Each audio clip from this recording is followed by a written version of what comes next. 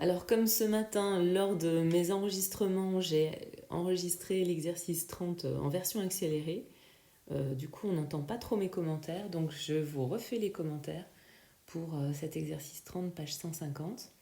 Donc c'est une fusée, la fusée Ariane 5, qui va décoller avec une force de poussée verticale de valeur constante F. Elle a une masse grand M, on est dans un champ de pesanteur G constant et on travaille dans le référentiel terrestre supposé galiléen. Le repère est un axe vertical dirigé vers le haut et à l'instant t égale 0, la fusée est immobile au sol. Son centre de gravité est confondu avec l'origine et on vous donne les différentes coordonnées verticales des vecteurs accélération, vitesse, position. Donc là, en fait, on vous laisse entendre qu'on va s'intéresser uniquement à ce qui se passe pour la fusée suivant la verticale. Évidemment, elle peut avoir peut-être un petit décalage suivant l'axe des abscisses, mais on ne s'y intéressera pas ici.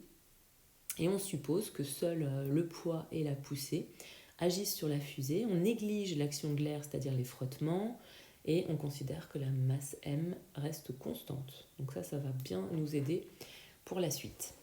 Donc d'abord, représenter les forces qui s'exercent sur la fusée à la même échelle. Donc là, c'est comme ça.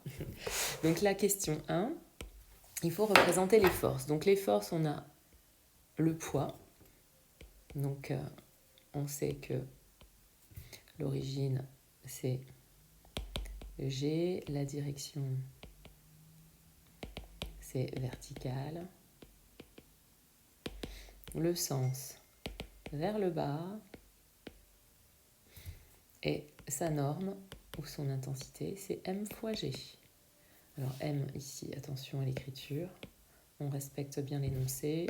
C'est un grand M. Donc on remplace par les valeurs. Si on retourne chercher les valeurs, c'était 7,3, 10 puissance 5 et 10 mètres par seconde. Non, c'était pas ça que je voulais. Voilà. Donc 7,3, 10 puissance 5 fois 10, ça fait 7,3, 10 puissance 6 newton. On fait la même chose pour la force de poussée. Elle a comme origine G, direction verticale, sens vers le bas. Et sa valeur, c'est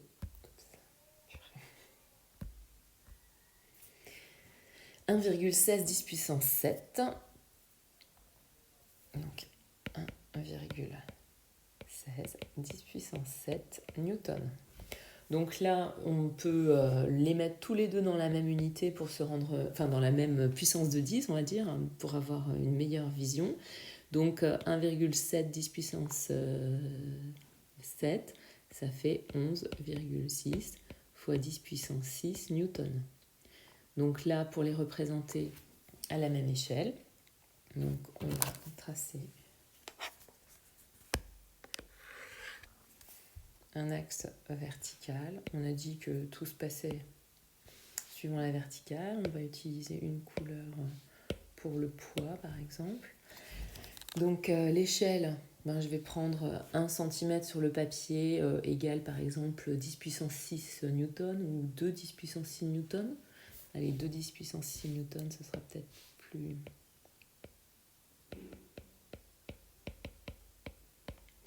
Donc ça fera 7,3 divisé par 2 qui fait à peu près 3,65, donc 3,7 cm pour P, alors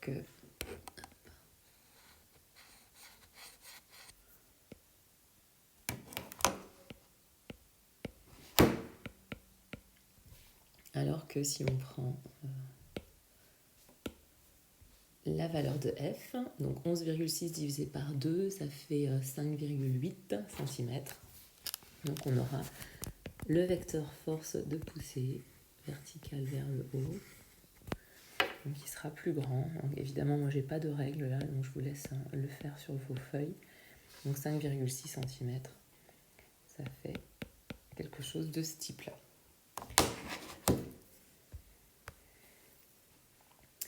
Ensuite, petit 2, établir l'expression de la coordonnée verticale de l'accélération du point G et calculer sa valeur. Donc là, on est à la question 2. On vient d'exprimer les vecteurs force et on veut le vecteur accélération. Donc c'est là qu'on doit tout de suite avoir en tête, connaître par cœur évidemment la deuxième loi de Newton quand la masse est constante. Il y a un lien entre force et accélération.